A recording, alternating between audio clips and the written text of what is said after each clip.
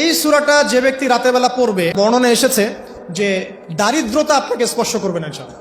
সুদ খাচ্ছে কি জন্য? টাকার জন্য তো নাকি? টাকা পয়সা ধন দৌলত করবেন, এই তো আপনার উদ্দেশ্য নাকি? এই জন্যই তো মায়ের সাথে জানা করছেন, তাই তো? আল্লাহ বলছেন সূরা ওয়াকিয়া পড়েন, আপনার দারিদ্রতা দূর হয়ে যাবে ইনশাআল্লাহ। বিশ্বাস হচ্ছে না? রিজিক কার হাতে? না, রিজিক তো আমাদের হাতে। এটা মানুষ বিশ্বাস করে না আসলে, এটা মুখে বলে। মানুষ মুখে বলে রিজিক আল্লাহর হাতে। মানুষ যদি বিশ্বাস করতো রিজিক আল্লাহর হাতে, তাহলে মানুষ কেমন করে সুদ খাবে? মনে করছে রিজিক আমার হাতে, আমি যদি খাই সুদ তাহলে আমি গেইন করব, যদি না খাই তাহলে আমি দারিদ্রতায় ভুগবো নাকি? যদি আমি ঘুষ নেই তাহলে আমার উন্নতি হবে অর্থনৈতিক, যদি না নেই তাহলে আমি মরে যাব, না খেয়ে মরে যাব।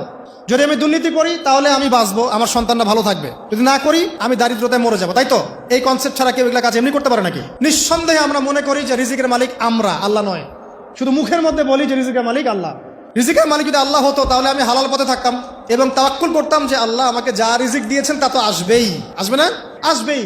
আপনাকে যদি আল্লাহ পাক লালমনিরহাটের 100 একর জায়গায় যত ধান হয়, এতগুলো ধান যদি আপনার আমল নামায় লেখা থাকে, মানে আপনার আমল নাম হচ্ছে রিজিকে, তাকদিরে আপনার তাকদিরে যদি লেখা থাকে যে আপনি 100 একর জমির ধান খাবেন তারপর মরবেন, আছে না লেখা? আচ্ছা, একটা দানা কম বেশি হবে?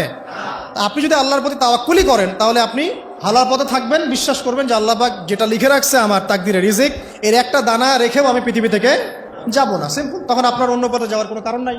আর যখন আপনি বিশ্বাস করবেন না, না এটা আমার হাতে, আমি যত পরিশ্রম করব তত রিজিক বাড়বে, আমি যত ঘুষ নিব তত বাড়বে, রিজিকের এই পুরো দায়িত্বটা আল্লাহ পাক আপনার হাতে ছেড়ে দিবেন। আল্লাহ পাক আপনাকে কোনো বারাকা দিবেন না। ইয়ামহাকুল্লাহু রিবা ওয়া ইউরবিস সাদাকা। সদকা করলে সম্পদ বৃদ্ধি পায়, আর রিবার মধ্য দিয়ে সম্পদ ধ্বংস হয়ে যায়, একদম মাটিতে মিশে যায়। অনেক গভীরে চলে আসছি, আসেন আবার রাতে চলে আসি। রাতটা কিভাবে এনজয় করতে হয় এটাই আমাদের আজকের লেকচারের টপিক। মানে আমরা কিন্তু জীবনটাকে অনেক বোর মনে করছি না? এই যে ব্যবসা বাণিজ্য, চাকরি বাকরি, বিবি বাচ্চা, পরিবার, অনেক অনেক যন্ত্রণা নাকি, অনেক সমস্যাই না?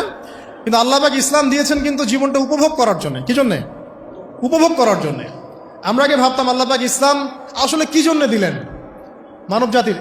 উত্তর হচ্ছে 3টা। 1, ইহকালীন সাফল্য, 1।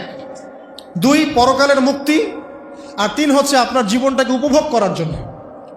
আপনি জীবনটাকে ইসলাম দিয়ে যেভাবে উপভোগ করতে পারবেন অন্য কোনো বিষয় দিয়ে পারবেন না। দেখেন কিভাবে, রাতটা নিয়ে কথা বলি। এই যে রাত হয়ে গেল, আমরা আয়াতুল কুরসি পড়বো, আমরা সূরা বাকারার শেষ 3 আয়াত পড়বো, সূরা মুলক পড়বো, আরেকটা সূরা বলি সূরা ওয়াকিয়া। কোন সূরা?